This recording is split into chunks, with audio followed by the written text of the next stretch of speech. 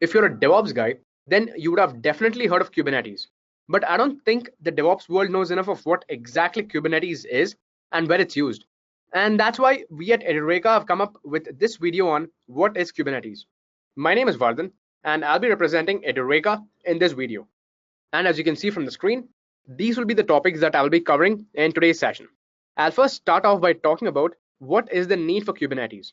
And after that, I will talk about what exactly it is and what it's not. And I will do this because there are a lot of myths surrounding Kubernetes and there's a lot of confusion. People have misunderstood Kubernetes to be a containerization platform. Well, it's not. Okay, so I will explain what exactly it is over here, and then after that I will talk about how exactly Kubernetes works. I will talk about the architecture and all the related things. And after that, I will give you a use case. I will tell you how Kubernetes was used at Pokemon Go and how it helped Pokemon Go become one of the best games of the year 2017. And finally, at the end of the video, you will get a demonstration of how to do deployment with Kubernetes. Okay, so I think the agenda is pretty clear to you. I think we can get started with our first topic then. Now, first topic is all about why do we need Kubernetes. Okay, now to understand why do we need Kubernetes, let's understand what are the benefits and drawbacks of containers. Now, first of all, containers are good. They are amazingly good, right? Any container for that matter of fact, a Linux container or a Docker container or even a Rocket container, right? They all do one thing. They package your application and isolate it from everything else, right? They isolate the application from the host mainly. And this makes the container fast, reliable, efficient, lightweight, and scalable. Now, hold the thought. Yes, containers are scalable, but then there's a problem that comes with that. And this is what is the resultant of the need for Kubernetes.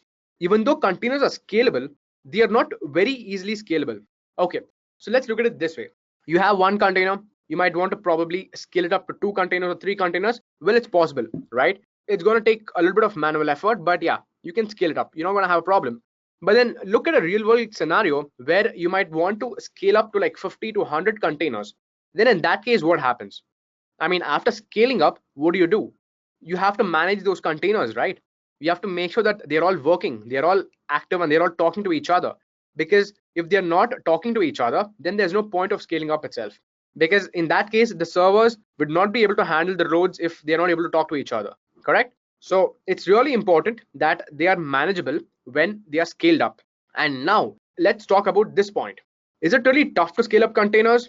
Well, the answer for that might be no. It might not be tough. It's pretty easy to scale up containers, but the problem is what happens after that. Okay, once you scale up containers, you'll have a lot of problems. Like I told you, the containers first of all should have to communicate with each other because there are so many in number, and they work together to basically host the service, right? The application. And if they are not working together and talking together, then the application is not hosted and scaling up is a waste.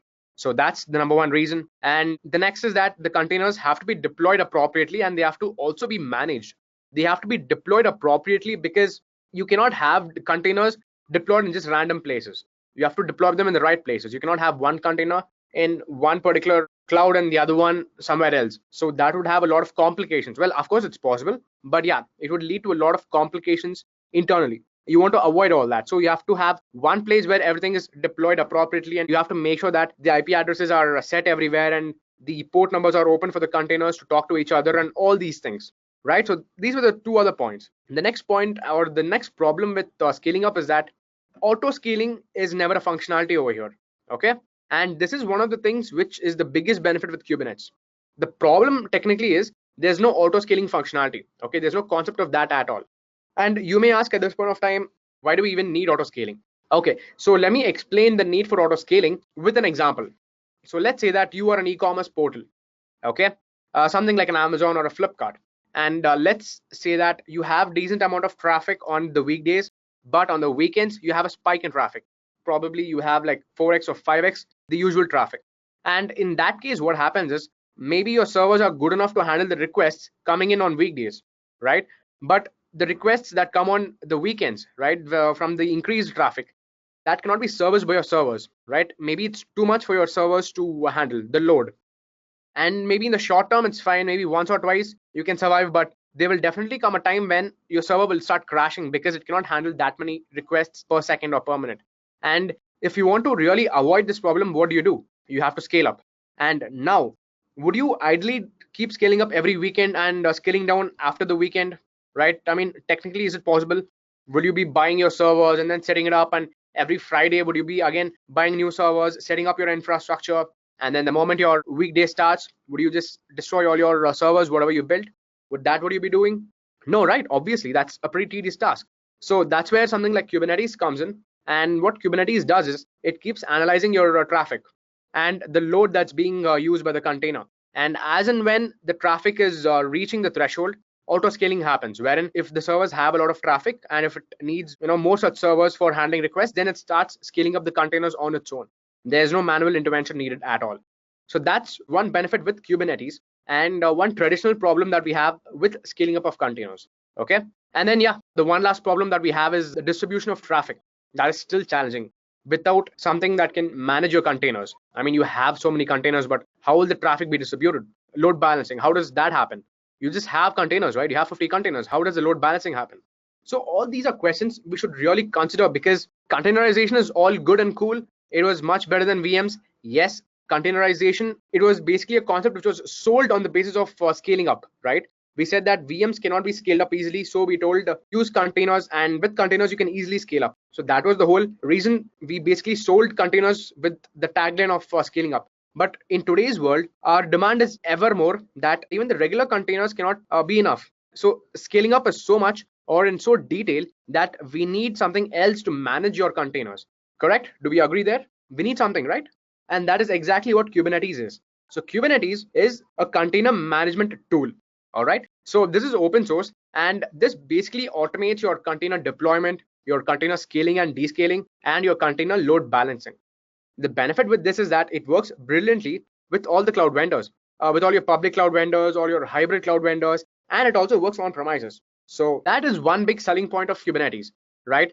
And if I should give more information about Kubernetes, then let me tell you that this was a Google developed product. Okay, it's basically a brainchild of Google, and that pretty much is the end of the story for every other competitor out there, because the community that Google brings in along with it is going to be huge. Or basically the head start that Kubernetes would get because of being a Google brainchild is humongous, and that is one of the reasons why Kubernetes is one of the best container management tools in the market, period. And given that Kubernetes is a Google product, they have written the whole product on Go language, and of course now Google has contributed this whole Kubernetes project to the CNCF, which is nothing but the Cloud Native Computing Foundation, or simply Cloud Native Foundation, right? You can just call them either that, and they've donated their open source project to them. And if I have to just summarize what Kubernetes is, you can just think of it like this. It can group like a number of containers into one logical unit for managing and deploying an application or a particular service. So that's a very simple definition of what Kubernetes is. It can be easily used for deploying your application. Of course, it's going to be Docker containers which you will be deploying, but since you will be using a lot of Docker containers as part of your production, you will also have to use Kubernetes, which will be managing your multiple Docker containers, right? So this is the role it plays in terms of deployment. And scaling up, scaling down is primarily the game of Kubernetes. From your existing architecture, it can scale up to any number you want. It can scale down anytime. And the best part is the scaling can also be set to be automatic, like I just explained some time back, right? You can make Kubernetes would analyze the traffic and then figure out if the scaling up needs to be done or the scaling down can be done, and all those things. And of course, the most important part, load balancing, right? I mean, what good is your container or group of containers if load balancing cannot be enabled, right? So Kubernetes does that also. And these are some of the points based on which Kubernetes is built. So I'm pretty sure you have got a good understanding of what Kubernetes is by now, right? A brief idea at least. If you have any doubts, then I would request you to put your comments or queries on the comment section below. All right, my Edureka team will get back to you at the earliest. So moving forward, let's look at the features of Kubernetes. Okay, so we've seen what exactly Kubernetes is, how it uses Docker containers or other containers in general. But now let's see some of the selling points of Kubernetes, or why it's a must for you. Let's start off with automatic bin packing. When we say automatic bin packing, it's basically that Kubernetes packages your application and it automatically places containers based on their requirements and the resources that are available. So that's the number one advantage. The second thing, service discovery and load balancing. There is no need to worry. I mean, if you're going to use Kubernetes, then you don't have to worry about networking, and communication, because Kubernetes will just automatically assign containers their own IP addresses and probably a single DNS name for a set of containers which are performing a logical operation. And of course, there will be load balancing across them. So you don't have to worry about all these things. So that's why we say that there is service discovery and load balancing with Kubernetes. And the third feature of Kubernetes is that storage orchestration. With Kubernetes, you can automatically mount your storage system of your choice. You can choose that to be either a local storage or maybe on a public cloud provider such as a GCP or AWS, or even a network storage system such as NFS or other things, right? So that was the feature number 3. Now, feature number 4, self-healing. Now, this is one of my favorite parts of Kubernetes. Actually, not just Kubernetes, even with respect to Docker Swarm, I really like this part of self-healing. What self-healing is all about is that whenever Kubernetes realizes that one of your containers has failed, then it will restart that container on its own, right? It will create a new container in place of this crashed one. And in case your node itself fails, then what Kubernetes would do in that case is whatever containers were running in that failed node, those containers would be started in another node, right? Of course, you would have to have more nodes in that cluster. If there's another node in the cluster, definitely room would be made for this failed container to start its service. So that happens. So the next feature is batch execution. So when we say batch execution, it's that along with services, Kubernetes can also manage your batch and CI workloads, which is more of a DevOps role, right? So as part of your CI workloads, Kubernetes can replace your containers which fail, and it can restart and restore the original state. That is what is possible with Kubernetes. And secret and configuration management. That is another big feature with Kubernetes. And that is the concept of where you can deploy and update your secrets and application configuration without having to rebuild your entire image and without having to expose your secrets in your stack configuration or anything, right? So if you want to deploy and update your secrets, only that can be done. So it's not available with all the other tools, right? So Kubernetes is one that does that. You don't have to restart everything and rebuild your entire container. That's one benefit. And then we have horizontal scaling, which of course you people might be aware of already. You can scale your applications up and down easily with a simple command. The simple command can be run on the CLI, or you can easily do it on your GUI, which is your dashboard, your Kubernetes dashboard, or auto scaling is possible, right? Based on the CPU usage, your containers would automatically be scaled up or scaled down. So that's one more feature. And the final feature that we have is automatic rollbacks and rollouts. Now, Kubernetes, what it does is whenever there's an update to your application which you want to release, Kubernetes progressively rolls out these changes and updates to the application or its configurations by just ensuring that one instance after the other is sent these updates. And it makes sure that not all instances are updated at the same time, thus ensuring that, yes, there is high availability. And even if something goes wrong, then the Kubernetes will roll back that change for you. So all these things are enabled, and these are the features with Kubernetes. So if you're really considering a solution for your containers, for managing your containers, then Kubernetes should be your solution, right? So that should be your answer. So that is about the various features of Kubernetes. Now, moving forward, here let's talk about a few of the myths surrounding Kubernetes. And we are doing this because a lot of people have confusion with respect to what exactly it is. So people have this misunderstanding that Kubernetes is like Docker, which is a containerization platform, right? That's what people think. And that is not true. So this kind of a confusion is what I intend to solve in the upcoming slides. I will talk about what exactly Kubernetes is and what Kubernetes is not. Let me start with what it's not. Now, the first thing is that Kubernetes is not to be compared with Docker because it's not the right set of parameters which you are comparing them against. Docker is a containerization platform and Kubernetes is a container management platform, which means that once you have containerized your application with the help of Docker containers or Linux containers, and when you are scaling up these containers to a big number like 50 or 100, that's where Kubernetes would come in. When you have like multiple containers which need to be managed, that's where Kubernetes can come in and effectively do it. You can specify the configurations and Kubernetes would make sure that at all times these conditions are satisfied. So that's what Kubernetes is. You can tell in your configurations that at all time I want these many containers running, I want these many pods running, and so many other needs, right? You can specify much more than that. And whatever you do, at all times, your cluster master or your Kubernetes master would ensure that this condition is satisfied. So that is what exactly Kubernetes is. But that does not mean that Docker does not solve this purpose. So Docker also have their own plugin. I wouldn't call it a plugin. It's actually another tool of theirs. So there's something called as Docker Swarm. And Docker Swarm does a similar thing. It does container management, like mass container management.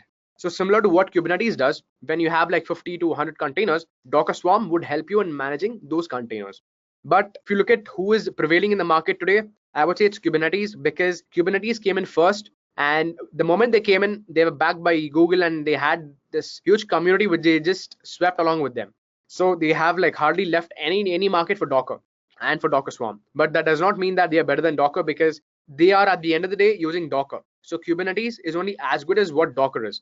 If there are no Docker containers, then there's no need for Kubernetes in the first place. So Kubernetes and Docker, they go hand in hand. Okay, so that is the point you have to note. And I think that would have also explained the point that Kubernetes is not for containerizing applications, right? And the last thing is that Kubernetes is not for applications with a simple architecture. Okay, if your architecture, if your applications architecture is pretty complex, then you can probably use Kubernetes to uncomplex that architecture. Okay, but if you're having a very simple one in the first place, then using Kubernetes would not serve you any good, and it could probably make it a little more complicated than what it already is, right? So this is what Kubernetes is not. Now, speaking of what exactly Kubernetes is, the first point is Kubernetes is robust and reliable. Now, when I say robust and reliable, I'm referring to the fact that the cluster that is created, the Kubernetes cluster, right? This is very strong, it's very rigid, and it's not going to be broken easily. The reason being the configurations which you specify, right? At any point of time, if any container fails, a new container would come up, right? Or that whole container would be restarted. One of the things will definitely happen. If your node fails, then the containers which are running in a particular node, they would start running in a different node, right? So that's why it's reliable and it's strong, because at any point of time, your cluster would be at full force. And at any time, if it's not happening, then you would be able to see that something's wrong, and you have to troubleshoot your node, and then everything would be fine. So Kubernetes would do everything possible, and it pretty much does everything possible to let us know that the problem is not at its end, and it's giving the exact result that we want. That's what Kubernetes are doing. And the next thing is that Kubernetes actually is the best solution for scaling up containers, at least in today's market, because the two biggest players in this market are Docker Swarm and Kubernetes. And Docker Swarm is not really the better one here, because they came in a little late. Even though Docker was there from the beginning, Kubernetes came after that. But Docker Swarm, which we are talking about, came in somewhere around 2016 or 2017, right? But Kubernetes came somewhere around 2015, and they had a very good head start. They were the first ones to do this, and their backing by Google is just icing on the cake, because whatever problem you have with respect to containers, if you just go up and if you put your error there, then you will have a lot of people on github.com and GitHub queries, and then on Stack Overflow, who will be resolving those errors, right? So that's the kind of market they have. So it's backed by a really huge community. That's what Kubernetes is. And to conclude this slide, Kubernetes is a container orchestration platform and nothing else. All right, so I think these two slides would have given you more information and more clarity with respect to what Kubernetes is and how different it is from Docker and Docker Swarm, right?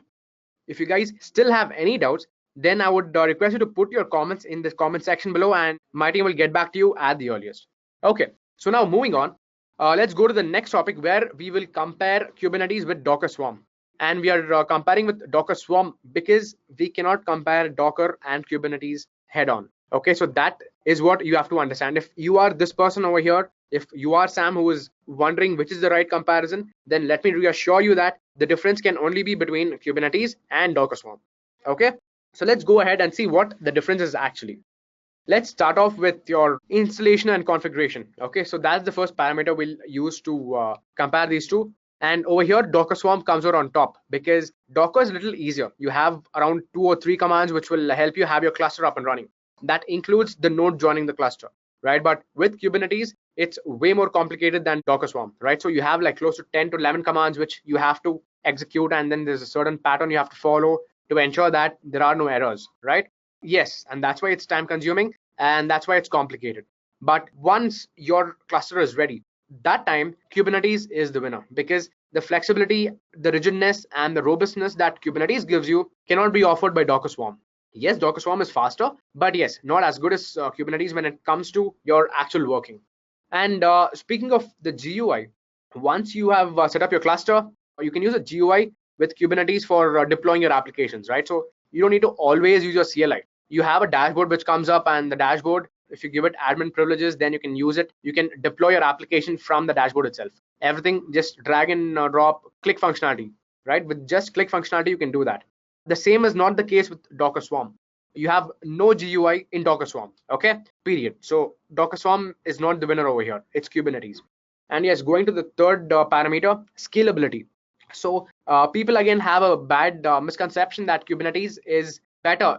It is the solution for scaling up, and it is better and faster than Docker Swarm. Well, it could be better, but yes, it's not faster than Docker Swarm. Even if you want to scale up, right? There's a report where I recently read that the scaling up in Docker Swarm is almost 5 times faster than the scaling up with Kubernetes. So that is the difference. But yes, once your scaling up is done, after that, your cluster strength with Kubernetes is going to be much stronger than your Docker Swarm cluster strength. That's again because of the various configurations that should have been specified by then. That is the thing. Now, moving on to the next parameter we have is load balancing. Requires manual service configuration. Okay, this is in case of Kubernetes. And yes, this could be a shortfall, but with Docker Swarm, there is inbuilt load balancing techniques, which you don't need to worry about. Okay, even the load balancing, which requires manual effort in case of Kubernetes, is not too much.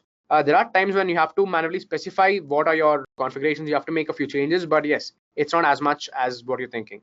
And speaking of updates and rollbacks, what Kubernetes does is it does the process scheduling to maintain the services while updating. Okay, yeah, that's very similar to how it works with Docker Swarm, wherein you have like progressive updates and service health monitoring happens throughout the update. But the difference is when something goes wrong, Kubernetes goes that extra mile of doing a rollback and putting you back to the previous state, right, before the update was launched. So that is the thing with Kubernetes. And the next parameter we are comparing those two upon is data volumes. So data volumes in Kubernetes can be shared with other containers, but only within the same pod.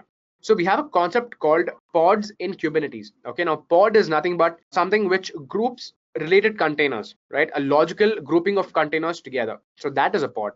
And whichever containers are there inside this pod, they can have a shared volume, okay, like storage volume. But in case of Docker Swarm, you don't have the concept of pod at all. So the shared volumes can be between any other container. There is no restriction with respect to that in Docker Swarm. And then finally, we have this parameter called logging and monitoring. So when it comes to logging and monitoring, Kubernetes provides inbuilt tools for this purpose. Okay, but with Docker Swarm, you have to install third-party tools if you want to do logging and monitoring. So that is the fallback with Docker Swarm, because logging is really important. One, because you will know what the problem is, you'll know which container failed, what happened, where is exactly the error, right? So logs would help you give that answer. And monitoring is important because you have to always keep a check on your nodes, right? So as the master of the cluster, it's very important that there's monitoring. And that's where Kubernetes has a slight advantage over Docker Swarm. Okay, so that's my take on the difference between Kubernetes and Docker Swarm. And I would also love to hear what's your take on this, right? I would like to know if you would use Kubernetes or Docker Swarm, and I would also know why, if you prefer simplicity or if you prefer stability. That choice could be yours, and it's something that's arguable, right? It's a debatable topic. So I would like to hear what are your thoughts. So please drop in your comments at the bottom. We have a comment section, right? Our videos. So put it right there. And probably in one of our future videos, we will discuss about that. But before I finish this topic, there is this one slide I want to show you, which is about the statistics. So this stat, I picked it up from this Platform 9, which is nothing but a company that writes about tech.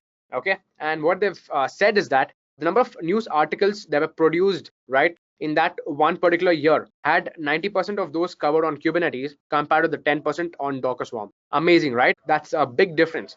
That means for every one blog written or for every one article written on Docker Swarm, there are 9 different articles written on Kubernetes. And similarly for web searches.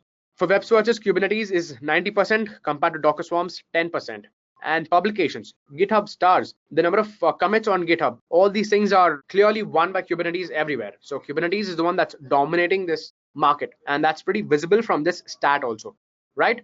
So I think that pretty much brings an end to this particular topic. Now moving forward, let me show you a use case.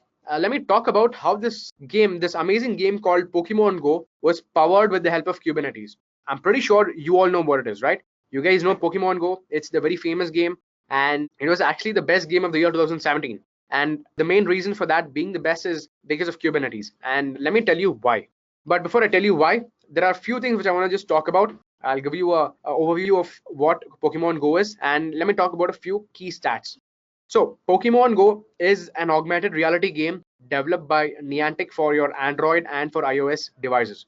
Okay, and those key stats read that they've had like 500 million plus downloads overall and 20 million plus daily active users. Now that is massive. Daily, if you're having like 20 million users plus, then you have achieved an amazing thing. So that's how good this game is. Okay, and then this game was actually initially launched only in North America, Australia, New Zealand. And I'm aware of this fact because I'm based out of India and I did not get access to this game because the moment news got out that we have a game like this, I started downloading it, but I couldn't really find any link or I couldn't download it at all. So they launched it only in these countries. But what they faced, right, in spite of just releasing it in these three countries, they had like a major problem. And that problem is what I'm going to talk about in the next slide. Right, so my use case is based on that very fact that in spite of launching it only in these three countries or in probably North America and then in Australia, New Zealand, they could have had a meltdown, but rather with the help of Kubernetes, they used that same problem as the basis for their success. So that's what happened. Now let that be a suspense, and before I get to that, let me just finish this slide. One amazing thing about Pokemon Go is that it has inspired users to walk over 5.4 billion miles in a year. Okay, yes, do the math. 5.4 billion miles in 1 year. That's again a very big number. And it says that it has surpassed engineering expectations by 50 times. Now, this last line is not with respect to the Pokemon Go, the game, but it is with respect to the backend and the use of Kubernetes to achieve whatever was needed. Okay, so I think I've spent enough time over here. Let me go ahead and talk about the most interesting part and tell you how the backend architecture of Pokemon Go was. Okay, so you have a Pokemon Go container which had two primary components.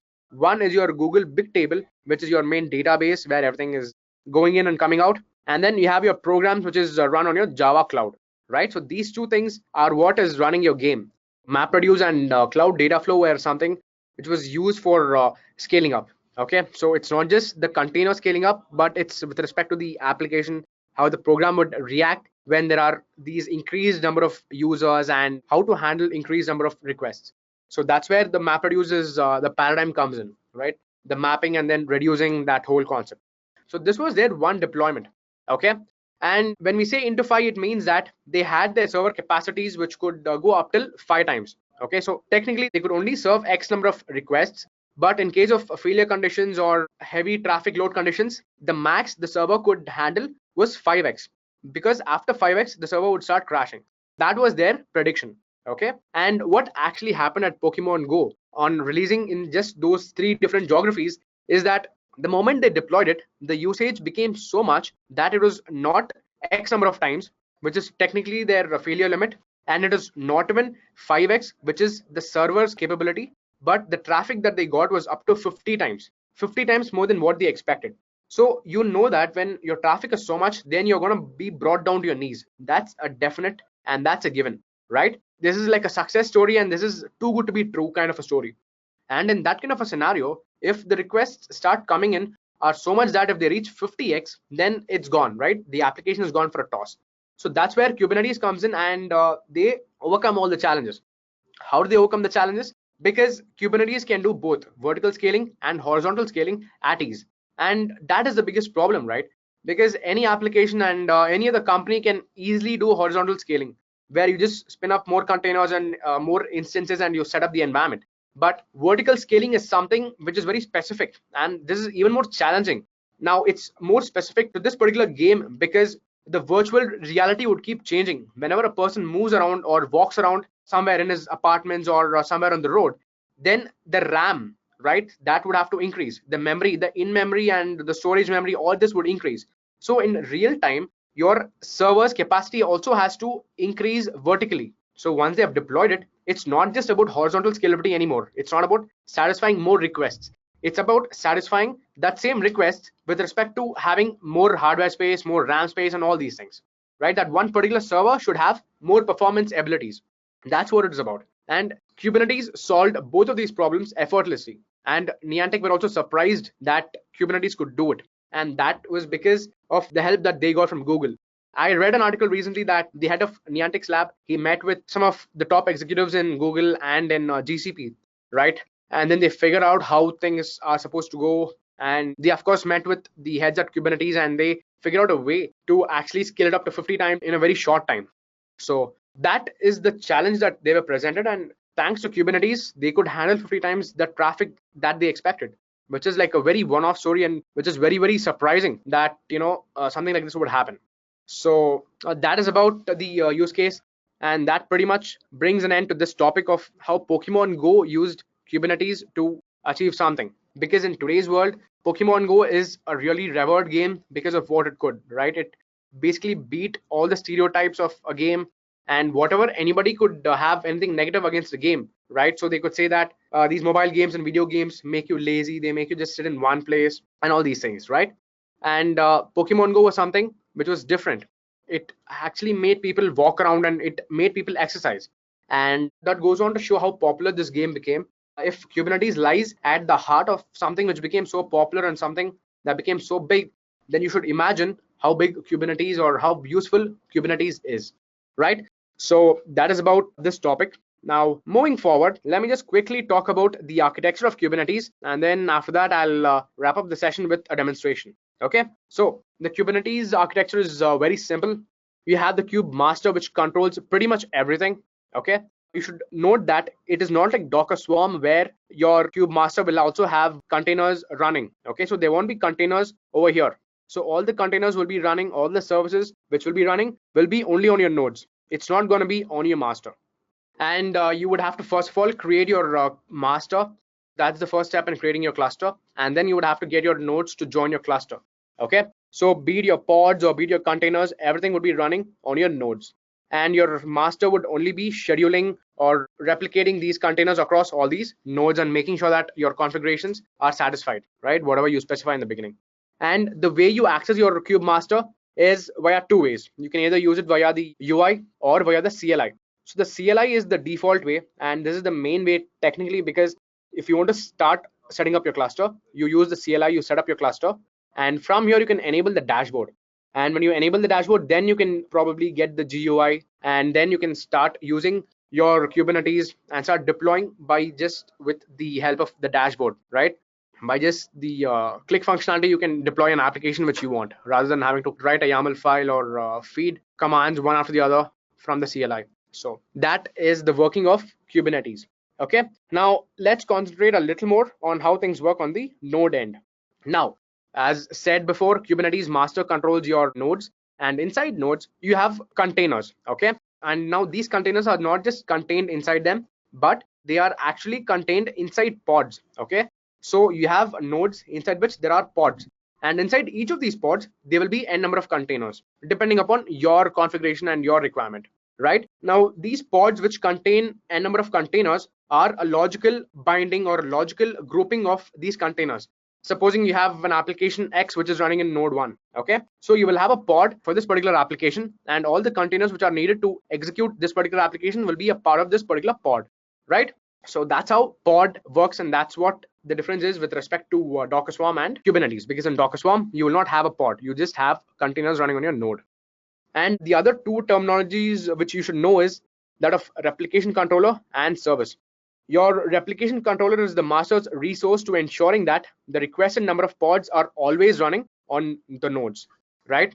So that's like your confirmation or an affirmation which says that, okay, this many number of pods will always be running, and these many number of containers will always be running, something like that, right? So you say it, and the replication controller will always ensure that's happening. And your service is just an object on the master that provides load balancing across a replicated group of pods, right? So that's how Kubernetes works. And I think this is good enough introduction for you. And I think now I can go to the demo part, right, guys? If you guys have any doubts, I would request you to again put it in the comment section, and my team will get back to you. And in the meanwhile, let me get to the final part of this video, wherein I will show you how to deploy applications on your Kubernetes via either your CLI or either via your YAML files or via your dashboard. Okay, guys, so let's get started. And for the demo purpose, I have two VMs with me. Okay, so as you can see, this is my kube master, which would be acting as my master in my cluster. And then I have another VM, which is my kube node 1. Okay, so it's a cluster with one master and one node. All right, now for the ease of purpose for this video, I have compiled the list of commands in this text document, right? So here I have all the commands which are needed to start your cluster, and then the other configurations and all those things. So I'll be using these. I'll be copying these commands, and then I'll show you side by side, and I will also explain when I do that as to what each of these commands mean. Now, there's one prerequisite that needs to be satisfied, and that is the master should have at least 2 core CPUs, okay, and 4 GB of RAM, and your node should have at least 1 core CPU and 4 GB of RAM. So just make sure that this much of hardware is given to your VMs, right? If you're using Ubuntu or a Linux operating system, well and good, but if you're using a VM on top of a Windows OS, then I would request you to satisfy these things, okay, these 2 criteria. And I think we can straight away start. Let me open up my terminal first of all. Okay, this is my node. I'm going back to my master. Okay, yes. So first of all, if you have to start your cluster, you have to start it from your master's end, okay? And the command for that is kubeadm init. You specify the pod network flag and the API server flag. We are specifying the pod network flag because the different containers inside your pod should be able to talk to each other easily, right? So that was the whole concept of self-discovery, which I spoke about earlier during the features of Kubernetes. So for the self-discovery, we have like different pod networks using which the containers would talk to each other. And if you go to the documentation, the Kubernetes documentation, you can find a lot of options there. You can use either a Calico pod, or you can use a Flannel pod network. So when we say pod network, it's basically acronymed as CNI, okay, Container Network Interface, okay? So you can use either a Calico CNI or a Flannel CNI or any of the other ones. These are the 2 popular ones, and I will be using the Calico CNI, okay? So this is the network range for this particular pod, and this we'll have to specify over here, okay? And then over here we'll have to specify the IP address of the master. So let me first of all copy this entire line, and before I paste it here, let me do an if config and find out what is the IP address of this particular machine, of my master machine. The IP address is 192.168.56.101, okay? So let's just keep that in mind, and let me paste the command over here in place of the master IP address. I'm going to specify the IP address of the master, okay, which I just read out. It is 192.168.56.101.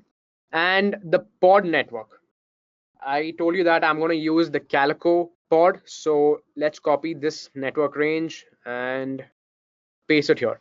So all my containers inside this particular pod would be assigned an IP address in this range, okay? Now let me just go ahead and hit enter, and then your cluster would begin to set up. So it's going as expected. So it's going to take a few minutes, so just hold on there. Okay, perfect. My Kubernetes master has initialized successfully, and if you want to start using your cluster, you have to run the following as a regular user, right? So we have 3 commands which is suggested by Kubernetes itself, and that is actually the same set of commands that even I have here, okay? So I'll be running the same commands. This is to set up the environment, and then after that we have this token generated, right? The joining token. So the token along with the init address of the IP of the master, if I basically execute this command in my nodes, then I will be joining this cluster where this is the master, right? So this is my master machine.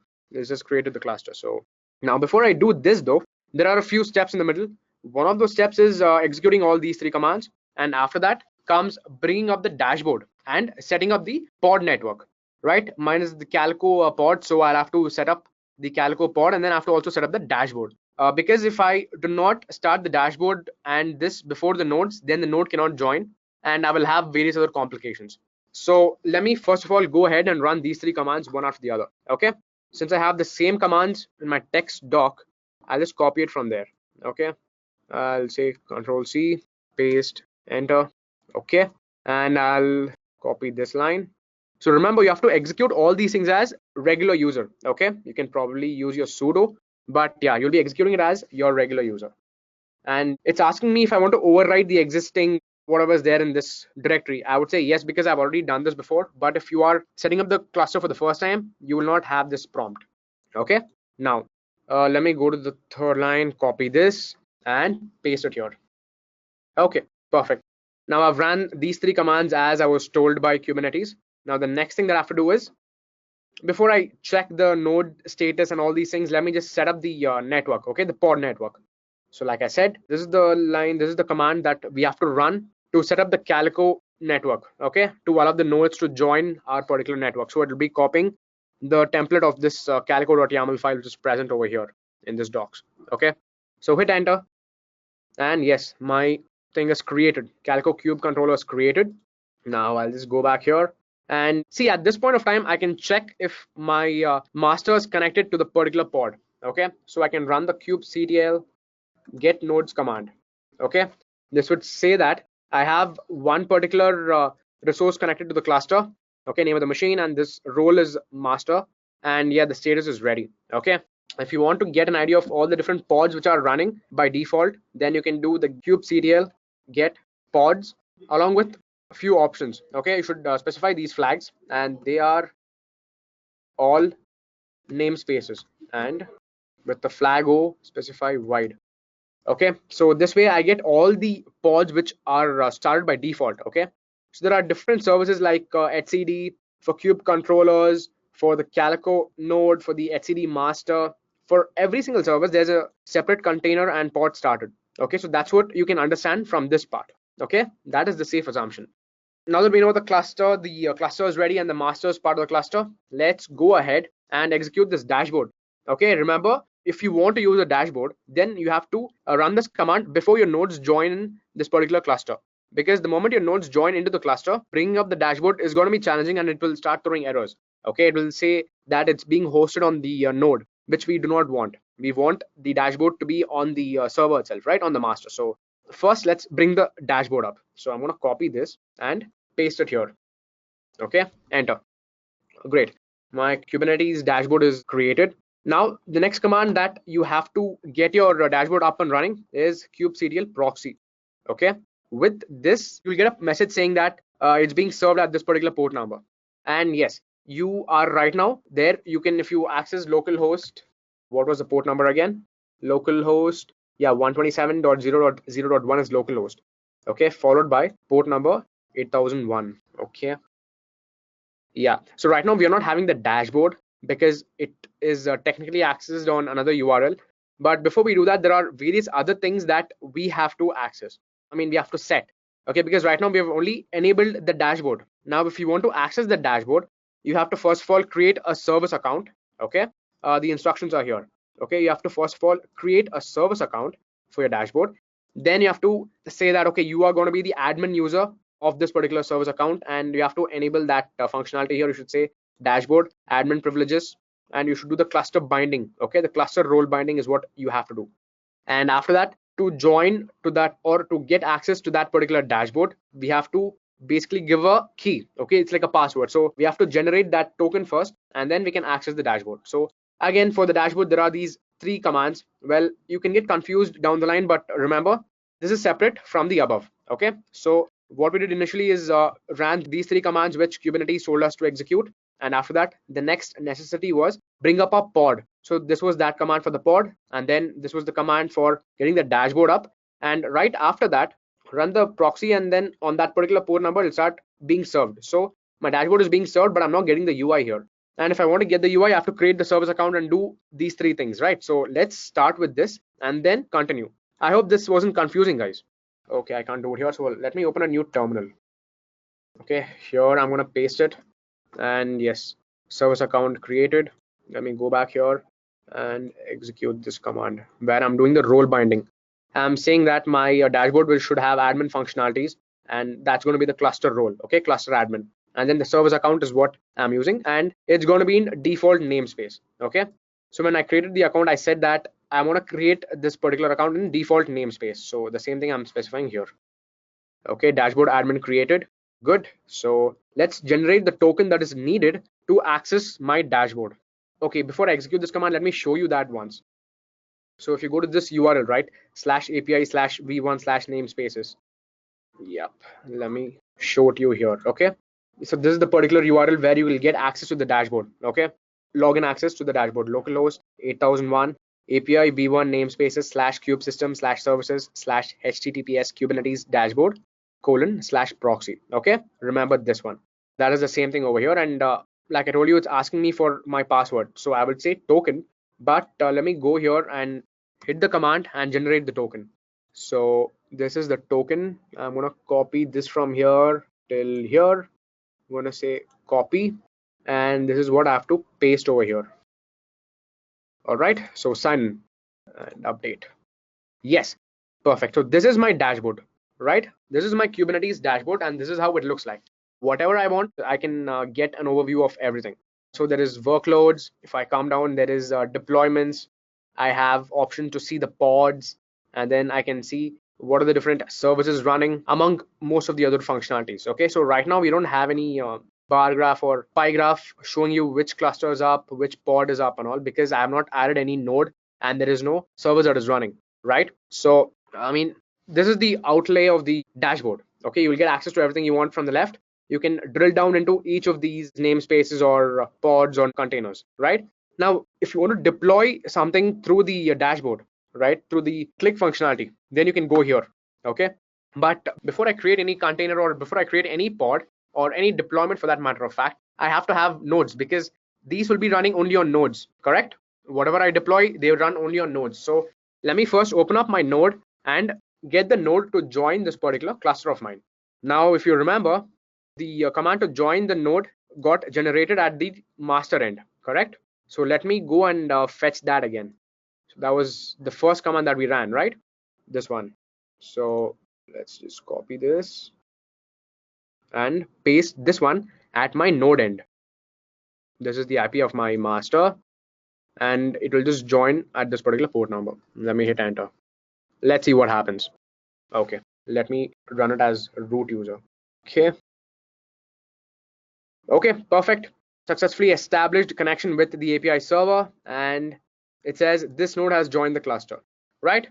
Bingo. So this is good news to me. Now if I go back to my master, and in fact if I open up the dashboard, there would be an option of nodes, right? So initially now it's showing this master. Master is the only thing that is part of my nodes.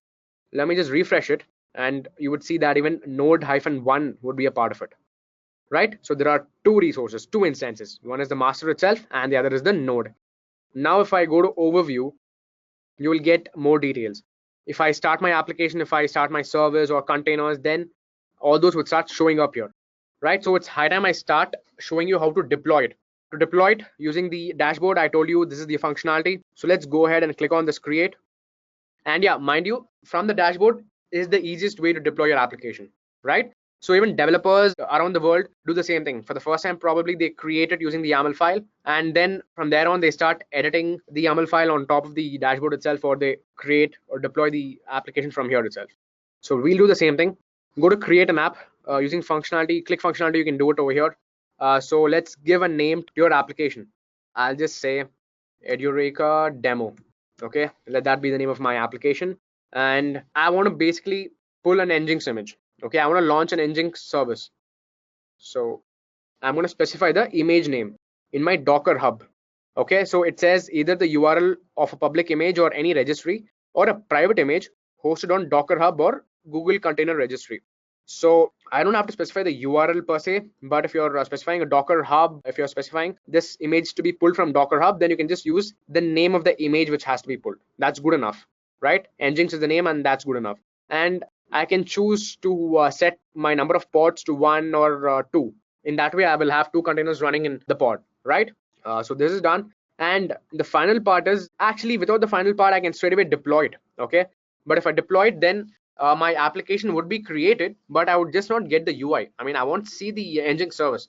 So that I get the service, I have to enable one more functionality here. Okay, the servers here, click on the drop down and you will have external option, right? So click on external. This would let you access this particular service from your host machine, right? So that is the definition. So you can see the explanation here. An internal or external service can be defined to map an incoming port to a target port seen by the container.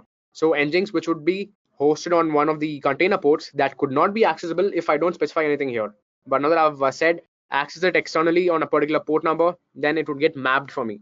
By default, Nginx runs on port number 80. So the target port would be the same, but the port I want to expose it to, that I can map it to anything I want. So I'm going to say 82. All right. So that's it. It's as simple as this. This way your application is launched with 2 pods. So I can just go down and click on deploy, and this way my application should be deployed. my deployment is successful. There are 2 pods running. So what I can do is I can go to the service and try to access the UI, right? So it says that it's running on this particular port number 82153. So copy this and say localhost 32153. Okay, hit enter. Bingo. So it says welcome to Jenkins, and I'm getting the UI, right? So I'm able to access my application which I just launched through the dashboard. It was as simple as that. So this is one way of launching or making a deployment. There are 2 other ways, like I told you. One is using your CLI itself, your command line interface of your Linux machine, which is the terminal, or you can do it by uploading the YAML file. You can do it by uploading the YAML file because everything here is in the form of YAML or JSON. Okay, that's like the default way. So whatever deployment I made, right, that also those configurations are stored in the form of YAML. So if I click on view or edit YAML, all the configurations I specified, the default ones have been taken. So I said the name should be Edureka demo.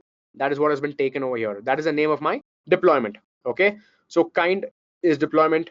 The version of my API, it's this one, extension slash v1 beta 1, and then under metadata I have various other lists.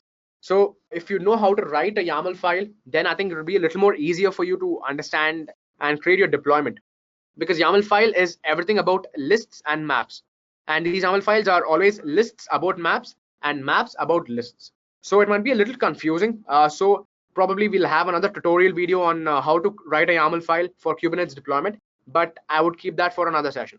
Okay, let me get back to this session and show you the next deployment. Okay, the next deployment technique. So let me just close this and go back to overview. Okay, so I have this one deployment. Very good. Okay, so let's go to this. Yeah, so what I'll do is let me delete this deployment. Okay, or let me at least scale it down, because I don't want too many resources to be used on my node also, because I will have to show 2 more deployments, right? So I have reduced my deployment over here, and I think it should be good enough. Great. So let's go back to the kube setup, this document of mine. So this is where we were, right? We could check our deployments, we could do all these things. So one thing which I might have forgotten is showing the nodes which are part of the cluster, right? So this is my master.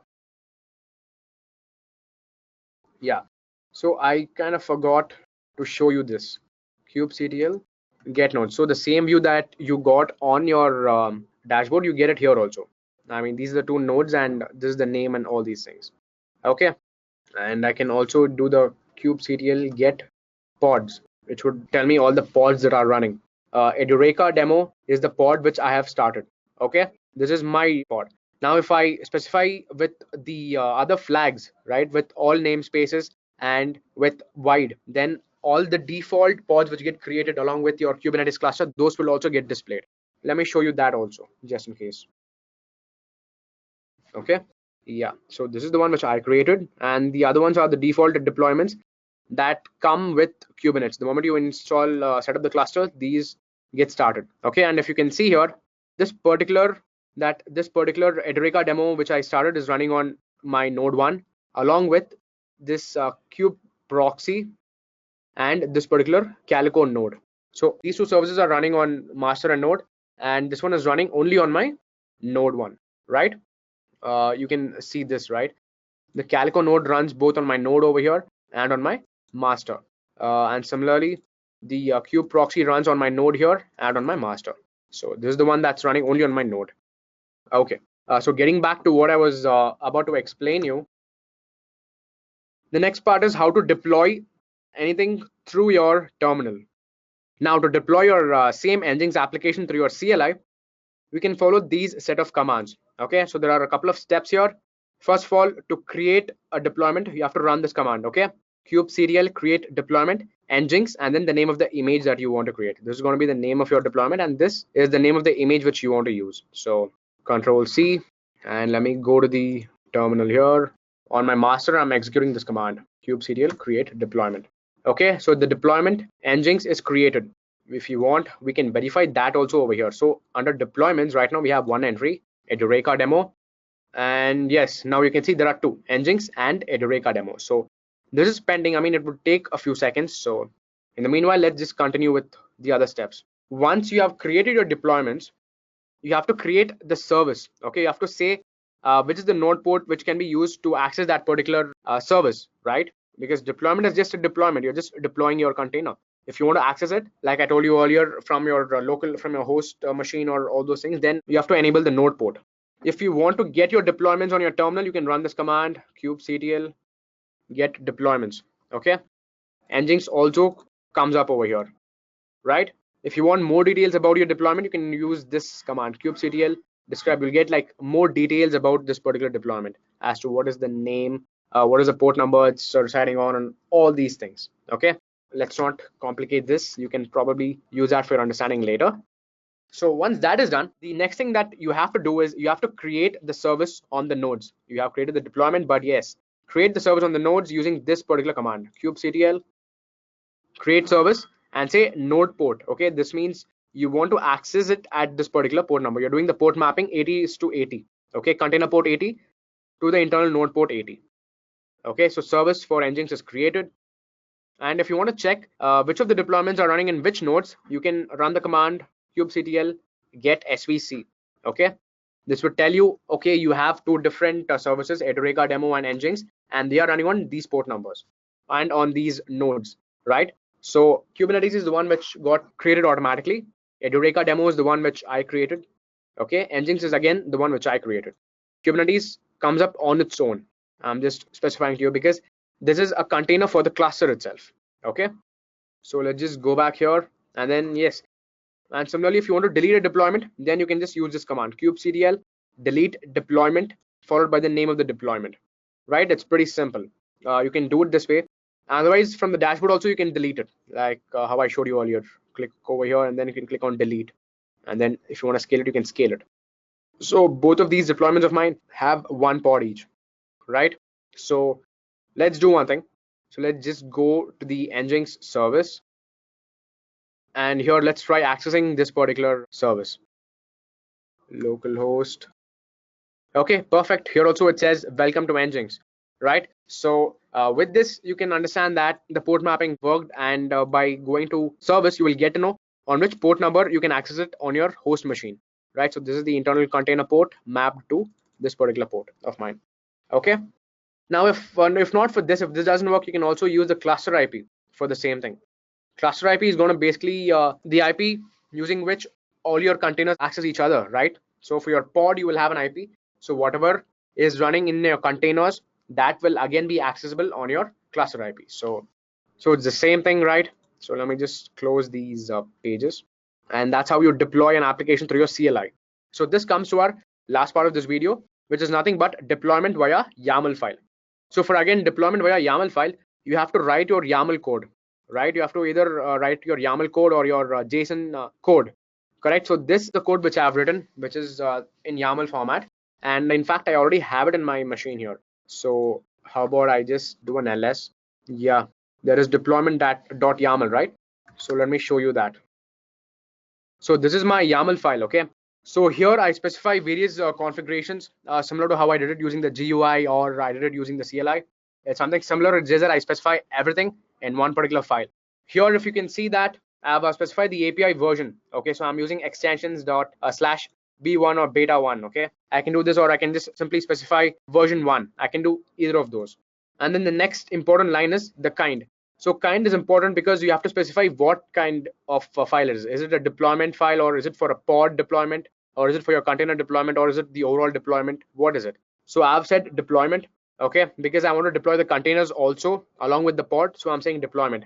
In case you want to deploy only the pod, which you realistically don't need to, okay, why would you just deploy a pod? But in case if you want to deploy a pod, then you can go ahead and write pod here and then just specify what are the different containers. Okay, but in my case, it's a complete deployment, right, with the pods and the services and the containers. So I will go ahead and write other things. And under the metadata, I will specify the name of my application. I can specify what I want. I can put my name also over here, like Vardhan. Okay, and I can save this. And then the important part is this spec part. So here is where you set the number of replicas. Do you remember I told you that there's something called as replication controller, which controls the number of pods that you will be running? So it is that line. So if I've set 2 over here, it means that I will have 2 pods running of this particular application of Vardhan. Okay, what exactly am I doing here? Under spec, I'm saying that I want two containers. So I've intended a container line over here, and then I have two containers inside. So the first container which I want to create is of the name front end. Okay, and I'm using an Nginx image. And similarly, the port number that this would be active on is container port 80. All right, and then I'm saying that I want a second container, and the container for this I could rename this to anything. I can say backend, and I can choose which image I want. I can probably choose a HTTPD image also. Okay, and I can again say the ports that this will be running on. I can say the container port that it should run on is port number is 88, right?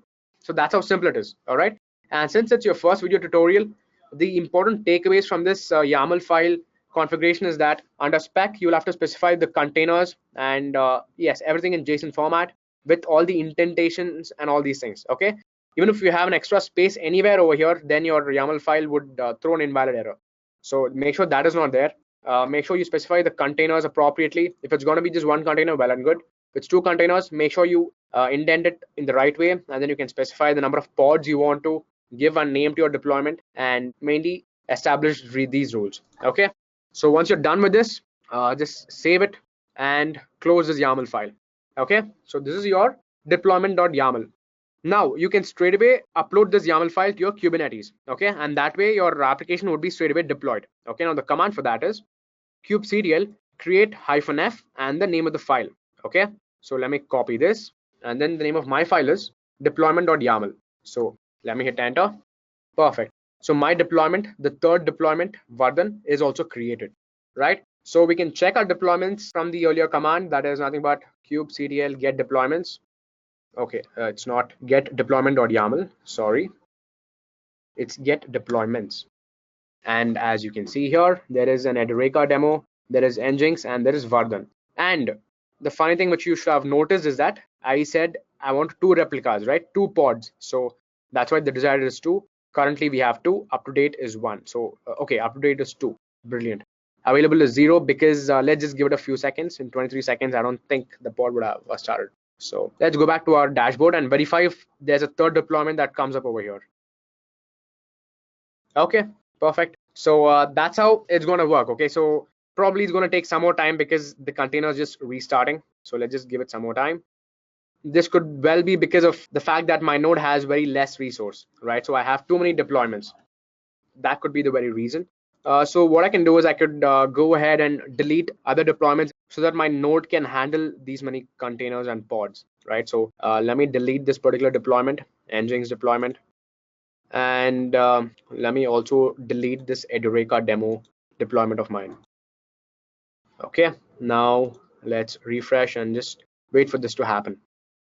Okay, so what I can do instead is I could have a very simple deployment, right? So let me go back to my terminal and let me delete my deployment. Okay, and let me redeploy it again.